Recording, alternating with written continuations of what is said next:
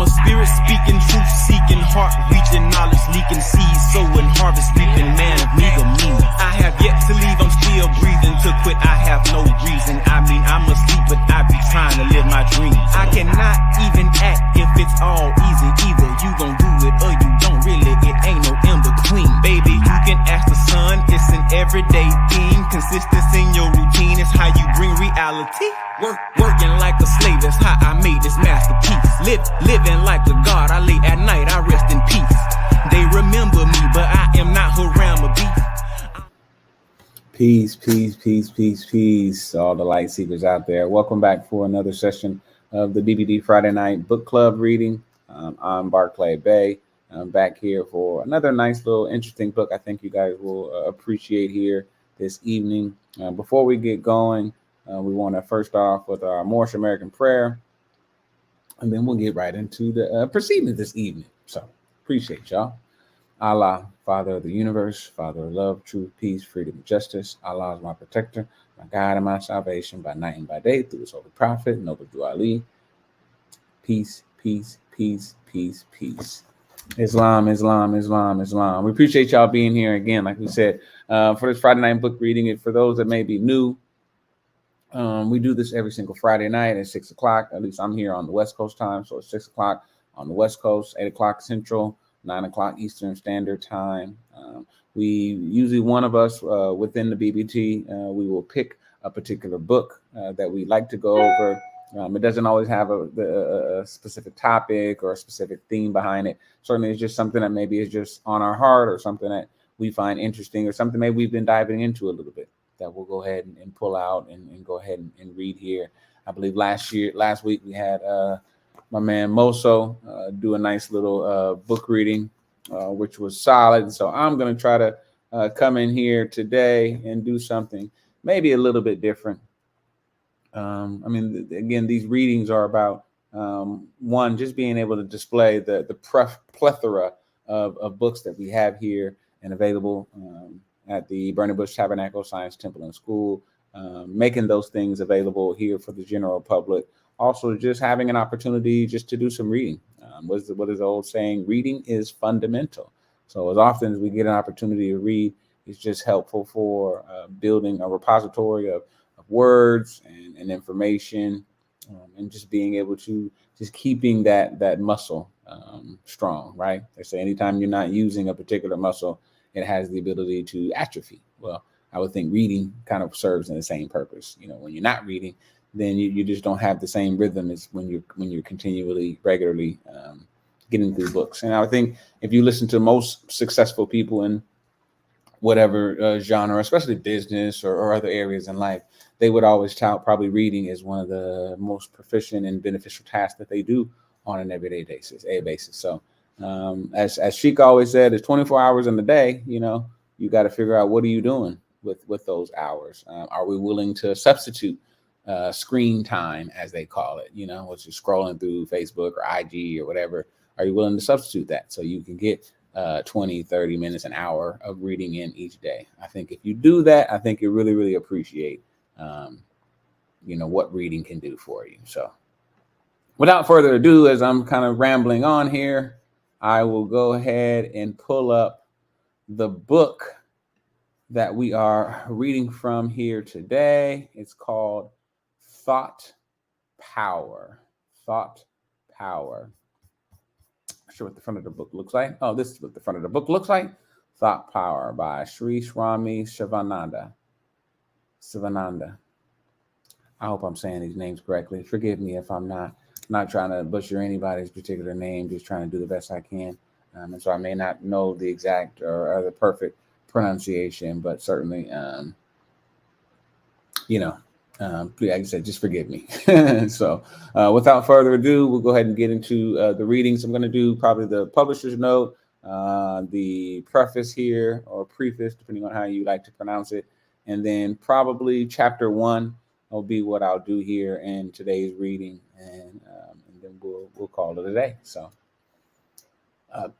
publisher's note. The value of this great little work is evident even from a mere reading of its table of contents. It's a book of perennial interest, and many-sided usefulness of self-culture, self-knowledge, acquisition of power, of personality, and success in life. It is a work that edifies, imparts illumination to the intelligence, and empower human will for good and for achievement of greatness. Students, grown-up persons, doctors, lawyers, businessmen, seekers, and after truth and lovers of God, Yahweh, Yahshua, all are bound in the pages of this publication. Plenty of specific guidance for thought culture and thought power, and for living a positive, dynamic, rich, triumphant, and joyous life. I would imagine that we all would agree that living a positive, dynamic, rich, triumphant, and joyous life is exactly what we all would like to experience. So I'm all for that so far. And once again, if you're new here, or maybe you've been here before and then you watch, go ahead and like and subscribe our videos here. Become a sub. Share this content. Be willing to share this with those that you care about. Share this with those that may be other light seekers, other people that may enjoy readings, enjoy listening to other people read, because some people don't like to always do the reading, but don't mind listening to other people read. So please share this with those kind of people and join the community. The preface. This instructive book carries in itself a life-transforming value. No one who reads it with the needed interest and attention will ever feel inclined to remain unchanged in personal nature and untransformed in conduct and character. A good deal of care, judgment, and confidence would assist us in asserting that no one who reads this work will fail to resist the readiness to make of his own will a power that alters and exalts his own life and destiny. The work is fraught with implicit guidance for turning out our personalities into forces of compelling influence and charms, and for rendering our lives into so many grand stories of the epic unfoldment of divine truth we enshrine, the divine light we bear, and the divine perfection we hold in our inner being.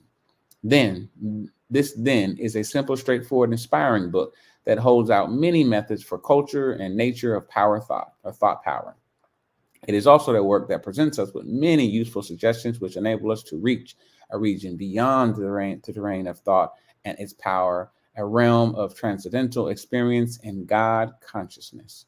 Helped by his own illimitable love for all humanity and dictated by the logic of his untiring energies for the service of every man, Sivananda has made himself extremely useful to all kinds of people, to men in all walks of life, and has written books on the rich diversity of themes in his own illuminating and spiritual way. It sounds like they're writing about my sheep, but I don't know. Embodying in himself the very spirit of the book that enshrines wisdom of life, the present work will commend itself and will yield many rewards to both the lay public and to the community of spiritual individuals.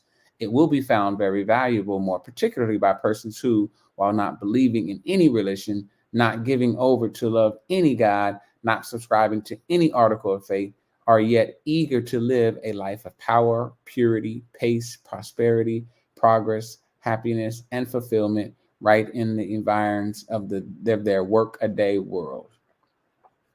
Sivanandi has attempted implicitly to present in this work a dynamic knowledge of thought power at these three distinct fields. Number one, the field of higher applied psychology. Here, Sivananda speaks of thoughts as forces that chisel countenance, fashion character, change destiny, and make of life an all-around success. Number two, the field of a full-fledged parapsychology. This field is covered by those who widely scattered passages and chapters in this work, which throw illumination on the fact that the human mind is the seat and center of a number of supernormal powers and factors. Sivananda urges the readers to tap these powers and to make operative in their own outer life the various higher faculties they command. Number three, the field of transcendental realization. Whenever Sivanandi prescribes a method for or speaks of thought transcendence, he is attempting to lead us into the domains of divine realization in which thought ceases to be thought and blazes into infinite consciousness. This work then represents Sivanandi to the readers in a way as a practical psychologist, a psychiatrist, a chemist in the world of the phenomena of thought, and a parapsychologist, a yogi, and thus them build their future, gain their success in life, and acquire the power to manipulate thought and wrest from it the extraordinary powers it holds. This book will also help them to obtain refinement and culture by thought discipline, using their capacity for releasing wholesome, constructive, and inspiring thought vibrations, obtained by accompanying something great and grand, peace, happiness, and gain God realization, which is the meaning, aim, and ultimate destiny of all human life on earth.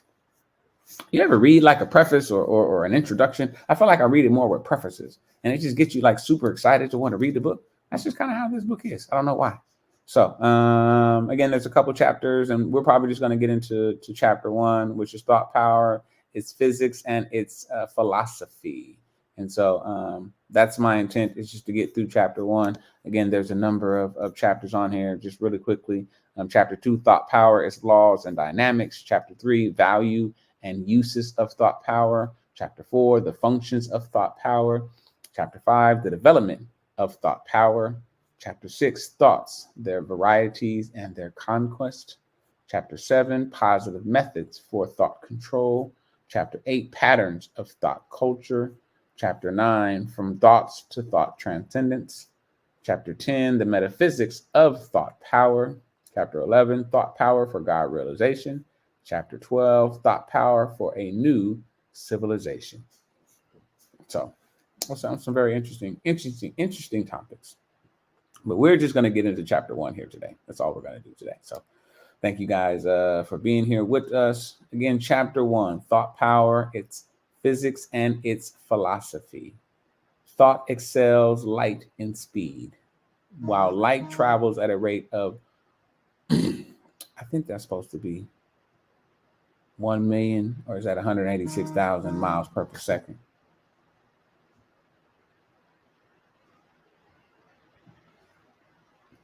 Thoughts virtually travel in no time. Thought is finer than ever. The medium of electricity in broadcasting. A singer sings beautiful songs at Calcutta. You can hear them nicely through the radio set in your own house at Delhi. All messages are received through the wireless. Even so, your mind is like a wireless machine. A saint with peace, poise, harmony, and spiritual waves sends out into the world thoughts of harmony and peace. They travel with lightning speed in all directions and enter the minds of persons and produce in them also similar thoughts of harmony and peace.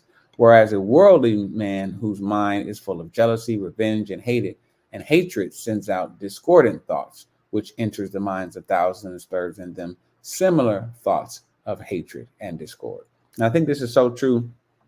And I think we maybe could notice this or realize this maybe more so in our personal life, when you think of maybe the people that you're closest to, or when you think of maybe a significant other, that you had. There may be certain aspects of their character or certain ways they view things, or certain actions or whatnot, that if you're around a certain person a lot of time, at some point in time, you may find yourself doing some of those same behaviors, characteristics, otherwise. Or like you find somebody that uses, some particular word, like say hella, even though hella is really a California word, but I'm just using this as an example. Say they use the word hella a lot, and you just started using the word hella all of a sudden, again, because you're influenced by those things, those thoughts, those vibrations that are happening all around us. We don't see ourselves, our bodies, as a big conductor of energy, of electromagnetic energy, and that we have energy that we're giving out, we have energy that we're taking in. And so that's why it's so important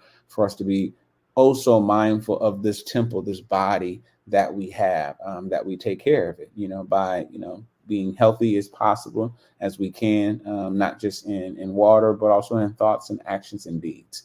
The medium through which thoughts travel.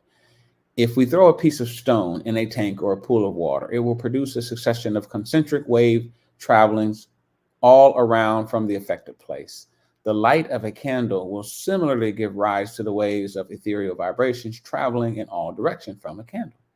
In the same manner, when a thought, whether good or evil, crosses the mind of a person, it gives rise to vibrations in the mind's or mental atmosphere. which travel far and wide in all directions. What is it? What is the possible medium through which thoughts can travel from one mind to another?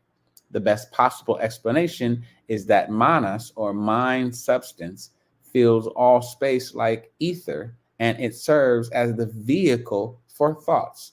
As prana is the vehicle for feeling, as ether is the vehicle for heat, light, and electricity, and as air is the vehicle for sound. Very profound there. The ether of space registers thoughts. You can move the world through thought force. Thought has great power. It can be transmitted from one man to another man. The powerful thoughts of great sages and rishis of yore are still recorded in the Akasa, or the Akashic records. And I'm going to define a couple of these things, but I did want to quickly say, anytime you're in any situation, I think a lot of people probably could relate to this, when you think about how powerful your thoughts are, right? We use it sometimes, and I'm just speaking from a male's perspective. We use it sometimes as saying, oh, well, if I got people to support me, or a significant other, a woman behind me that support me, oh, there's nothing I can't accomplish. But the reality is, it's really your thoughts that make up and derive your action. So when you, in any regard, wake up one day or in a moment, have a thought that says, hey, this is what I'm going to do, this is why I'm going to do it, and you have some conviction behind that particular thought, that usually then begots the actions, that usually then begots things that are going to now start happening in your life as a result of just that thought. There isn't anything you don't do that doesn't come first through a thought. Now, we may do a lot of things that are subconscious, but again, those are still thoughts. We just may not be consciously thinking of the things that we're doing, but everything starts with a thought. And so I wanted to find a couple of these words that we have out here. The first one is rishi. Who is a rishi? And I'll just give you a really quick short definition. It's commonly used Sanskrit words. It's something that's been used in a lot of specifically Indian languages. It means sage, but it's not necessarily somebody that you always see throughout the word. It's somebody who has the ability to see, to guide, to flow, to move, energy or otherwise. The Akashic records was another one that was defined here. And the Akashic records are really records that are believed to be a collective, whether it's eternal or non-physical repository of knowledge containing the entire past, present, and future of every soul, including all thoughts, words, emotions, and deeds. So it's maybe a little bit difficult for us to think of ourselves as having the ability to tap into, and you may have heard this phrase before, is your Akashic records, which are those records that are non-physical, but they are representative throughout the universe. If you think of the movie, one of my favorite movies, which was I just forgot with the blue people, Pandora. I can't think of what the name of it is. You know what I mean? But they had the mother Yahweh, which was the big tree, which was a way for them to tap into their Akashic records, because anytime they were connected to Yahweh, or Awa, shall I say? I think it was Awa is the name of the tree inside the movie, but it's really, if you think about it, it's Yahweh backwards. But anytime they're connected to Awa, they have the ability to see, hear, feel, across time, not just what's going on now, but also past lives and spirits that have been here before. Tapping into the Akashic records is something that we all have the ability to do. It's just not a concept that's necessarily been cultivated in our everyday lives for us to think of that as something that we have the ability to do. Again, you are who your ancestors always was. So we don't think about how strong our blood is, our ability to tap into certain things is. I'm actually thinking like there was a movie, there was another movie that was made where this guy was Indian or Arabian, or I'm not sure what specific designation that he was, but they wanted to capture him so that they can tap into his blood, because Man, I'm gonna have to figure out what this movie was. It was dope, and it's just coming to me right now as I'm sitting here reading this. So, but let me get back to what we're reading here because I don't want to get us too far off. Thought power. Yogins who have a clairvoyant vision can perceive those thought images. They can read them. You are surrounded by an ocean of thought. You are floating in the ocean of thought. You are absorbing certain thoughts and repelling some in the thought world. Everyone has his or her own thought world. And I don't think people, realize, how this works really, frankly, and how much, we are energetic, spiritual beings who do communicate in a lot of sense without thoughts. You can have those moments, and sometimes we'll talk about it, like say in the sports environment or something, how you and somebody else was on the same page and whatever you guys were doing. Well, that same thing can happen in life, when you and other people, you and other individuals are on the same wavelength. I'm sure there's happy couples out there that would speak to, hey, me and my significant other are so connected that, we finish each other's sentences, or we're always so in tune to what the other needs, what the other wants, or how to make things work for the other person. Those are all things that are a result of the thoughts that are emanating from our being, your Merkaba, so to speak. Thoughts are living things. Thoughts are living things. A thought is as much solid as a piece of stone. We may cease to be, but our thoughts can never die. Every change in thought is accompanied by vibrations of its matter or mental. Thought as force needs a special kind of subtle matter in its working. The stronger the thoughts, the earlier the fruitification. Thought is focused and given a particular direction, and in the degree that thought is thus focused and given direction, it is effective in the work it is set out to accomplish. Again, I'll go back and read that. Thought is focused and given a particular direction, right? So having a thought and channeling that thought in a particular direction, not just being all over the case, or not just having your thoughts kind of, everywhere. And in that degree, that thought is thus focused and given direction.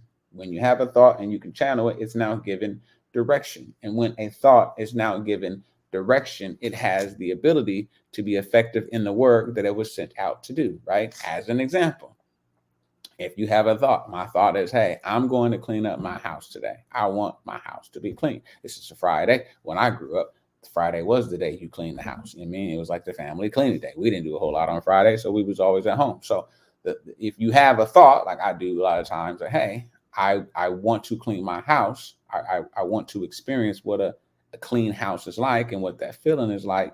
Again, that thought with given direction, which is, okay, now I'm going to go home and get my buckets, pull out my cleaning supplies, put the water in, begin to move in a direction. Now that thought now has the ability to be effective and actually accomplish what it is that I set out to accomplish in the first place. Because at the end, this house is going to be clean, it's going to be smelling good, and everything is going to be all beautiful. Thoughts are finer forces. Thought is a finer force. This is applied to us by the food. If you read Chandogya's Upanishad, the dialogue between Uddalaka and Savetketu, you will understand this point well. And again, forgive me if I'm butchering these names. I'm not attempting to do so. I am attempting to do the best that I can. So again, forgive me. If the food is pure, thought also becomes pure. Again, I'll read that again. If the food is pure, thought also becomes pure. So again, I want to have you think not just in the physical sense of food, meaning, the actual food that we digest in our body, which is important also, but also food as thoughts, right? We've heard the word food for a thought. So if you think of thoughts as food, right? So the purer your thought, you as a being become, or have the ability to become, more pure. Okay. He who has pure thoughts speaks very powerful and produces deep impression on the minds of the hearers by his speech. He influences thousands of persons through his pure thoughts. Okay. A pure thought is sharper than the edge of a razor. Entertain always pure, sublime thoughts. Thought culture is an exact science. Again, and I would say, like, again, just saying this in anytime you get a thought about something you're going to do, something you'll accomplish, I don't care if it's, hey, I'm about to go out there and buy me an outfit. I don't care if it's, hey, I'm about to go out there and, wash my car. Hey, I'm going to read this book. Hey, I'm going to be successful in whatever. I'm going to go out here and learn something. I'm going to go out here and network and meet somebody, or whatever thoughts you give yourself the ability to go ahead and accomplish those thoughts, because thoughts are so powerful. Thoughts as wireless messengers. Those who harbor thoughts of hatred, jealousy, revenge, and malice are verily very dangerous persons. They cause unrest and ill will amongst men. Their thoughts and feelings are like wireless messages broadcast in ether and are either received by those whose minds respond to such thoughts, right? So they say, opposite attracts, but the truth is, vibrations attract, and like-minded individuals attract. Thought moves with tremendous velocity. Those who entertain sublime and pious thoughts help others and who are in their vicinity at a distance also. Thought power. Thoughts are tremendous powers. Thought has got tremendous powers. Thought can heal disease. Thoughts can transform the mentality of persons. Thoughts can do anything. It can work wonders. The velocity of thought is unimaginable.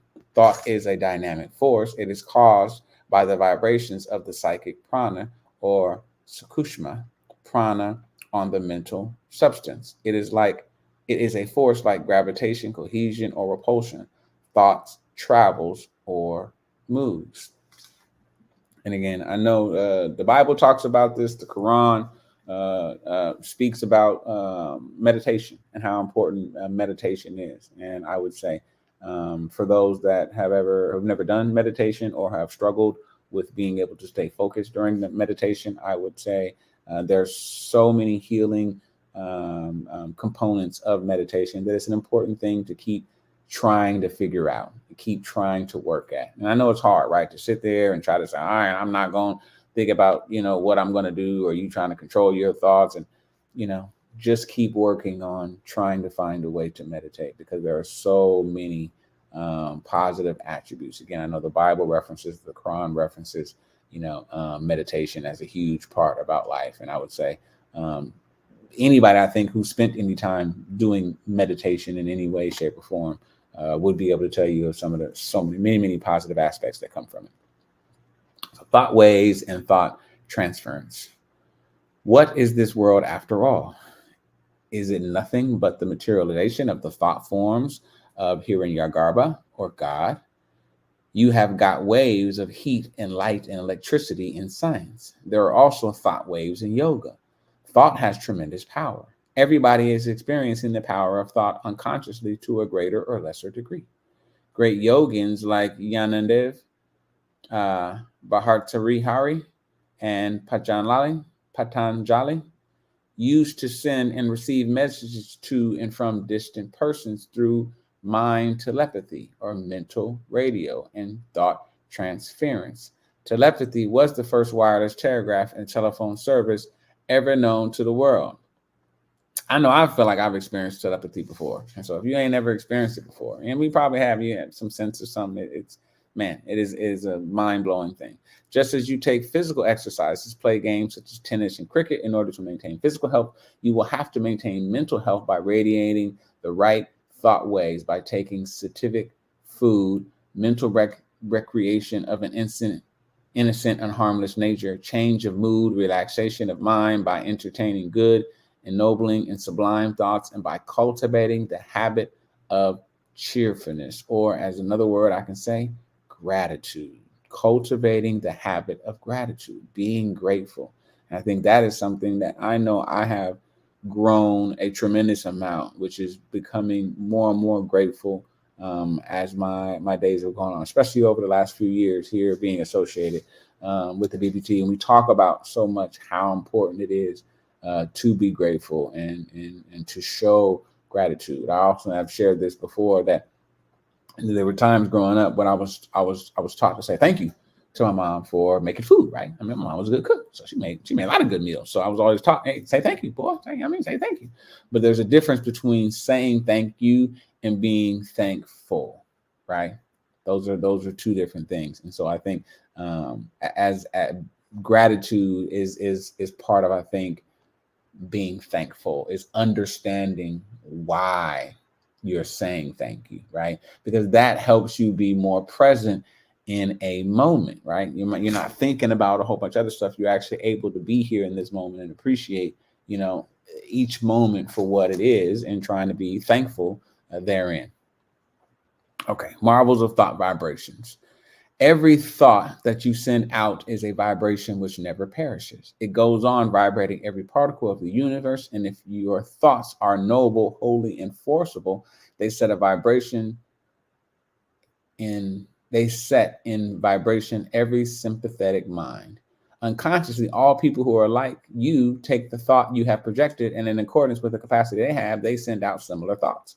The result is that without your knowledge of the consequences of your work, you will be setting in motion great forces which will work together and put down the lowly and mean thoughts generated by the selfish and the wicked. And again, you already know that to be true, right? Because whatever it is that you're into, whatever it is you think about, whether it's, reading, business, whatever it is, right? The YouTube channels you like to watch because of the things that you're interested in.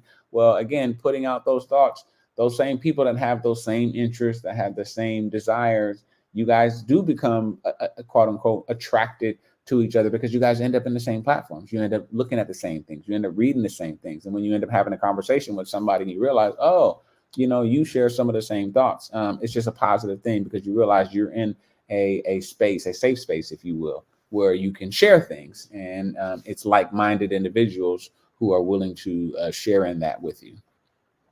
Diversity of thought vibrations. Every man has his own mental world, his own mode of thinking, his own ways of understanding things, and his own ways of acting. Just as the face and the voice of every man differ from those of another, the mode of thinking and understanding also differ. This is the reason why misunderstandings easily occurs between friends. One is not able to understand rightly the views of another. Hence, friction, rupture, or quarrel occur within a minute, even amongst fast friends. The friendship does not last long. One should be in tune with the mental vibrations or thought vibrations of another. Then only can one easily understand another. Lustful thoughts of hatred, jealousy, or selfishness produce distorted images in the mind and cause clouding of understanding, perversion of intellect, loss of memory, and confusion in the mind.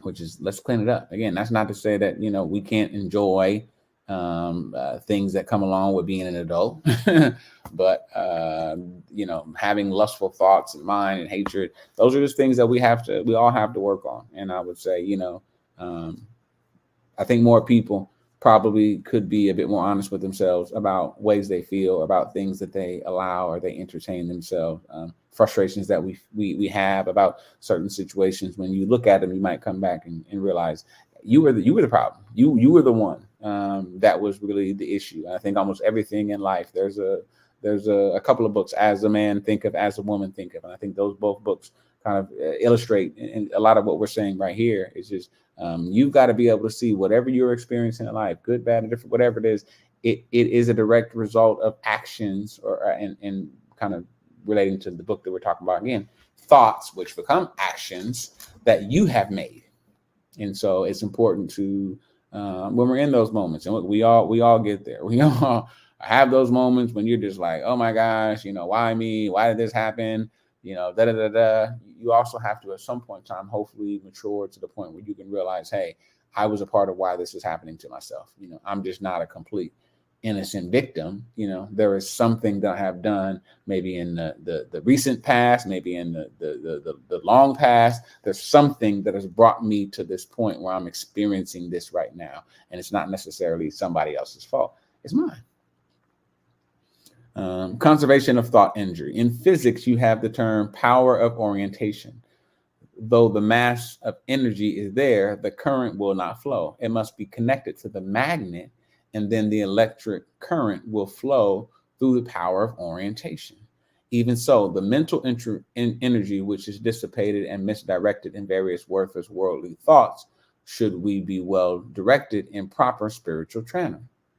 Do not store in your brain useless information. Learn to unmind the mind. Unlearn whatever has been of no use to you.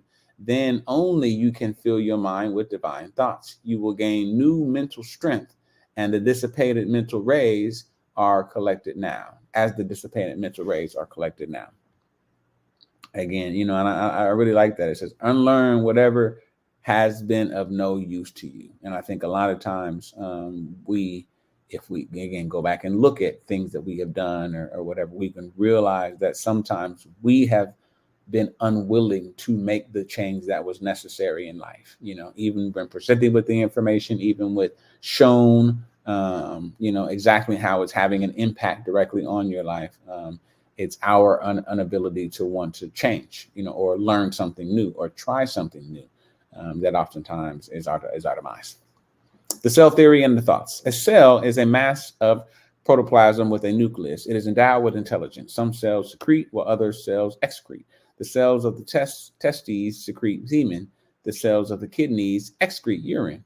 Some cells are a part of a soldier, act the part of a soldier. They defend the body from the inroads or attacks of foreign poisonous matters and germs.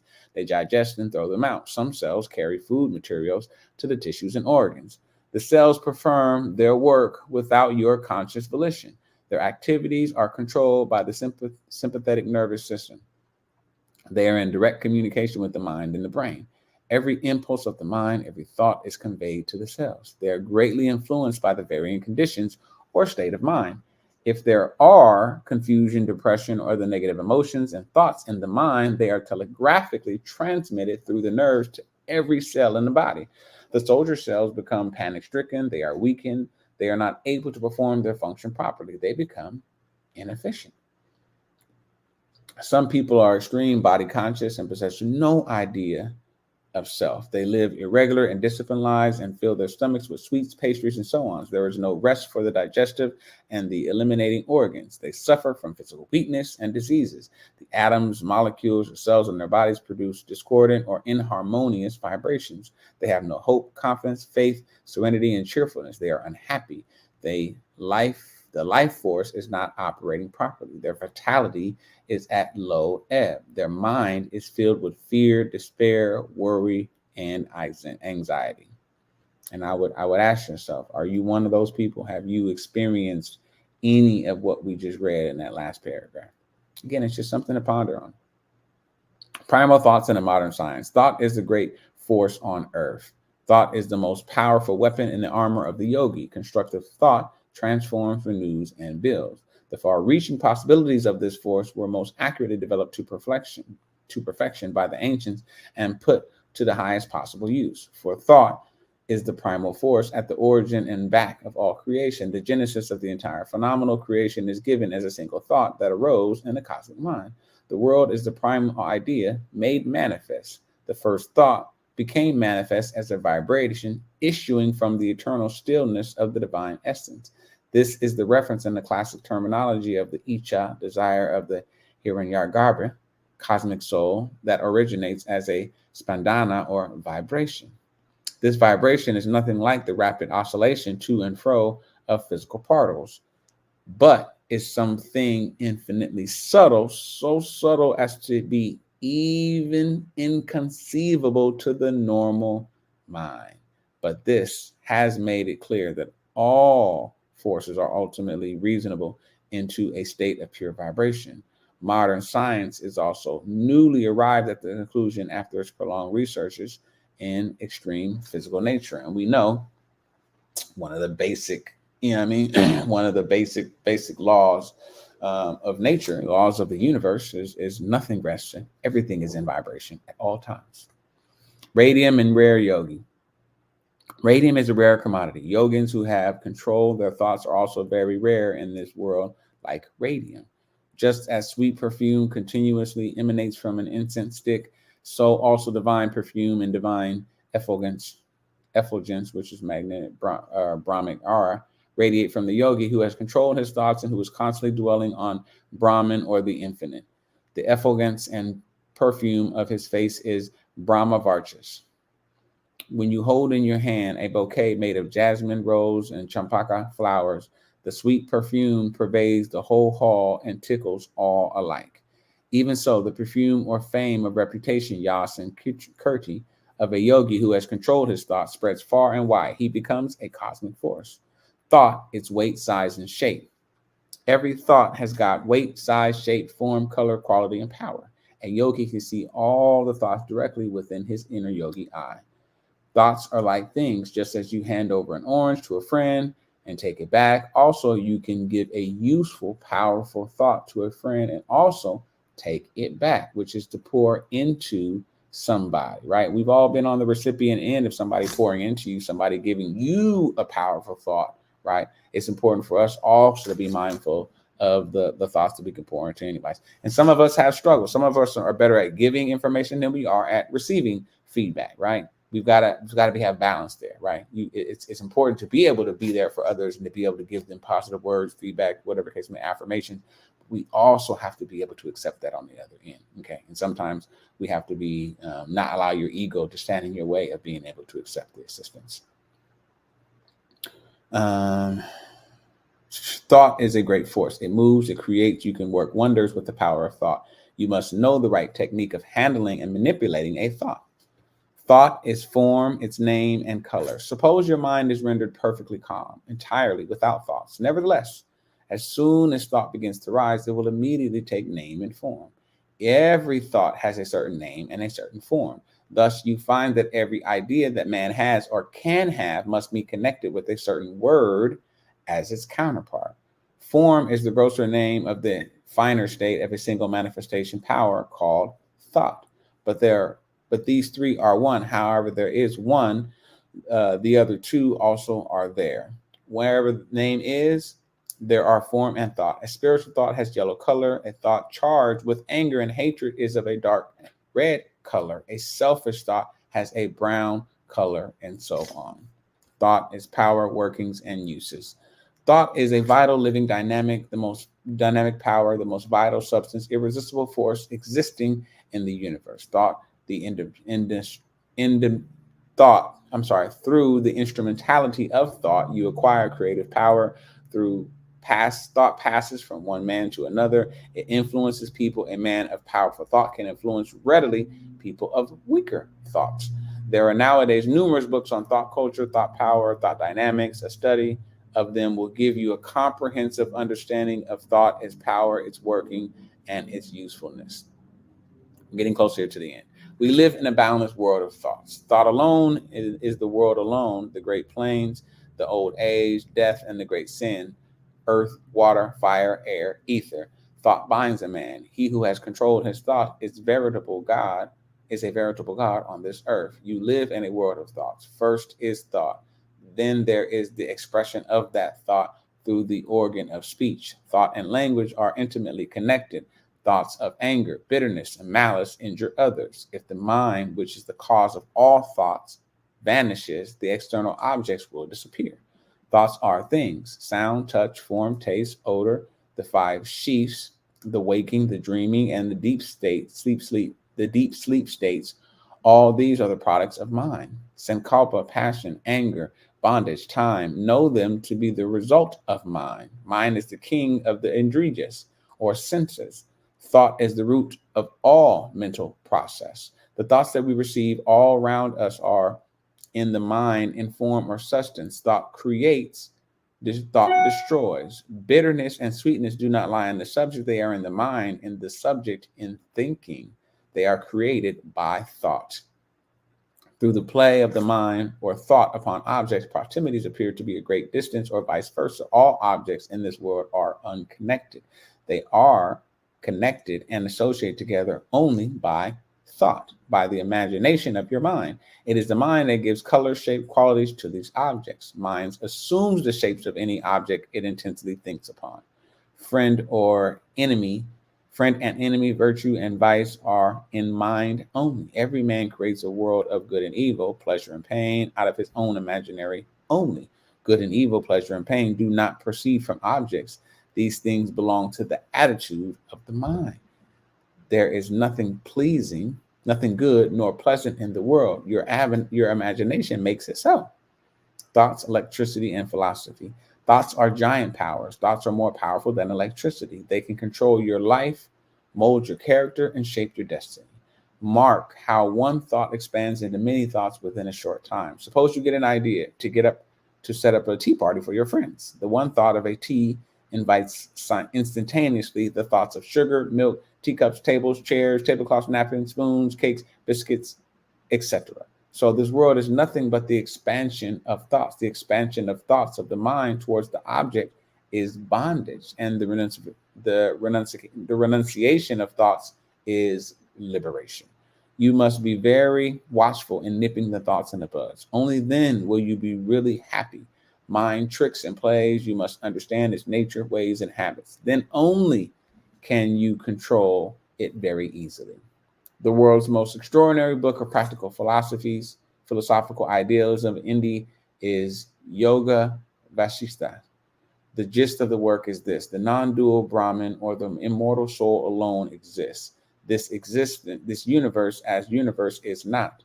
Knowledge of the self alone will free one from this round of births and deaths. Again, I'll repeat: knowledge of the self alone, meaning you, like who you are. You know what I mean? Will free one from the rounds of births and deaths. Extinction of thoughts and vasanas is moksha. Expansion of the mind alone is sankalpa. Sankalpa, or thought, through its power and differentiation, generates this universe. This world is a play of the mind. The world does not exist in 3 periods of time. Extinction of sankalpas is moksha. Annihilate the little I, vasanas, sankalpas, thoughts. Meditate on the self and become the jivanmukta, outer world preexistence in thoughts. Every thought has an image. Every table is a mental image plus some external thing. Wherever you see outside has its counterparts of the mind. The pupil is a small round thing in the eye. Retina is a small structure. How is it that the image of the big mountain seen through a small aperture or structure cast on the mind? This is a marvel of marvels. The image of a mountain already exists in the mind. The mind is like a vast sheet of canvas that contains all the pictures of the objects seen outside. We're almost here. World, a project of thought. Careful reflection will show that the entire universe is in reality a projection of a human mind. Manamantram Jagat. Purification of and control of the mind is the central aim of all yogis. Mind in itself is but a record of impressions that keeps expressing ceaselessly as impulses as thought and thoughts. The mind is what it does. The thought impels you to action. Activity creates flesh impressions in the mind stuff. Yogis strike at the very root of the vicious cycle by a method of effectively inhibiting the function of the mind. Yogis checks, controls, and stops the root functions of the mind, i.e. thought. When thought is transcended, intuition functions and self-knowledge supervenes.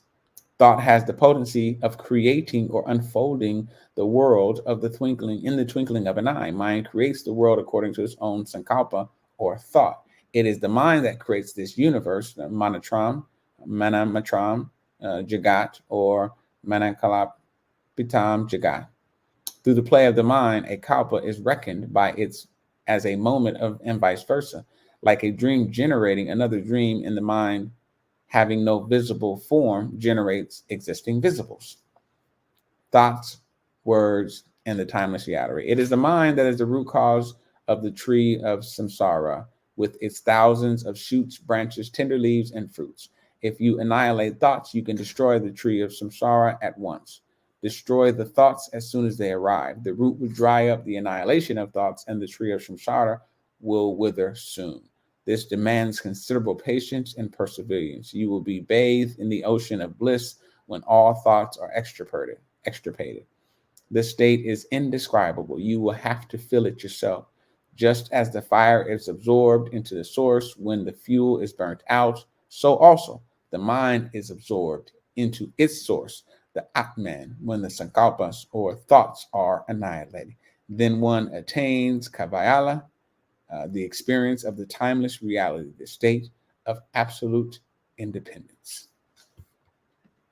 So Man, thank you for being here. That was so awesome. We appreciate you guys being here again for another one of these Friday night book readings. That one on thought power, which is again one that I really enjoyed, and I hope you enjoyed reading along here with us. So I hope you see you back here again on another Friday night edition of the BBT Friday Night Book Club. We appreciate you being here. From our households to yours, from our hearts to yours, from our minds to yours. Peace, love, Ashe. Allah, Father of the universe, Father of love, truth, peace, freedom, and justice. Allah is my protector, my guide, and my salvation by night and by day. Through his holy prophet, Noble Drew Ali, Shalom Aleichem, Ayah, Hotep, Islam. Peace, peace, peace, peace, peace. I'm a spirit speaking, truth seeking, heart reaching, knowledge leaking, seed sowing, harvest reaping, man of me to me. I have yet to leave, I'm still breathing. To quit, I have no reason. I mean, I'm asleep, but I be trying to live my dream. I cannot even act if it's all easy. Either you gon' do it or you don't really. It ain't no in between. Baby, you can ask the sun, it's an everyday theme. Consistency in your routine is how you bring reality. Working like a slave, that's how I made this masterpiece. Living like a god.